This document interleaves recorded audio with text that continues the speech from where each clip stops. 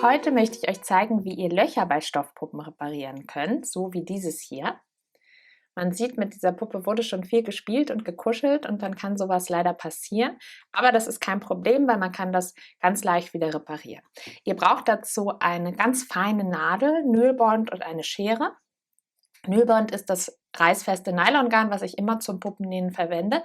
Aber um das Loch zu reparieren, teile ich das einmal in der Mitte, damit es ein bisschen feiner ist, weil das ist relativ dick und das sieht nicht so schön aus, weil dieser Faden, aus dem der Jersey gesponnen ist, ist deutlich feiner. Und darum teile ich das einmal in der Mitte und das mache ich, indem ich mit der Nadel mir den Faden so ein bisschen aufspalte.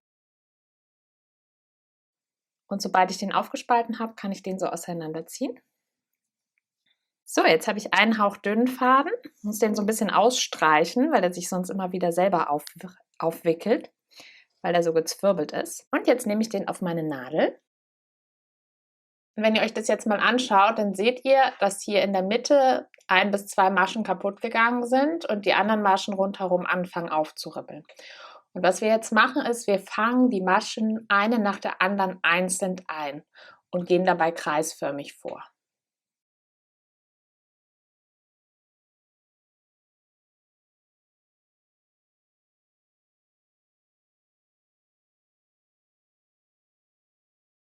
Ja, die hier sind mit kaputt. Es ribbelt mir jetzt weiter auf. Das heißt, ich gehe ein bisschen weiter nach außen, ganz vorsichtig und versuche mich hier so von Masche zu Masche vorzuweben und jede Masche mitzunehmen.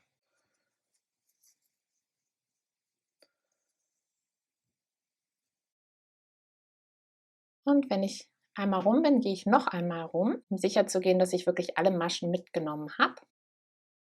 So, und jetzt kann ich das ganz vorsichtig zuziehen. Dann schließt sich das Loch, wie ihr hier seht. Und dann verknote ich mir das. Und zwar sorgfältig und mehrmals, weil das Nylbondgarn ist sehr rutschig. Das heißt, man muss das immer mehrfach verknoten, mindestens so 5 bis 6 Mal. Sonst geht es wieder auf. So, jetzt schneide ich mir das lange Fadenende so lang wie das kurze.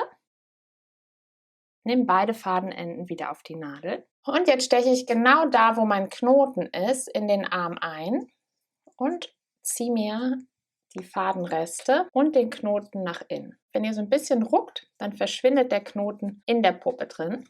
Und jetzt kann ich mir auf der anderen Seite die Fadenenden einfach abschneiden. So, und das war es auch schon. Eine kleine Narbe ist zwar geblieben, aber das Loch ist gestopft und da kann nichts mehr passieren. Und außerdem gehört das ja auch zum Leben dazu, dass man mal eine kleine Schramme davon trägt. Ich hoffe, das Video hat euch gefallen und vielleicht sehen wir uns ja nächste Woche.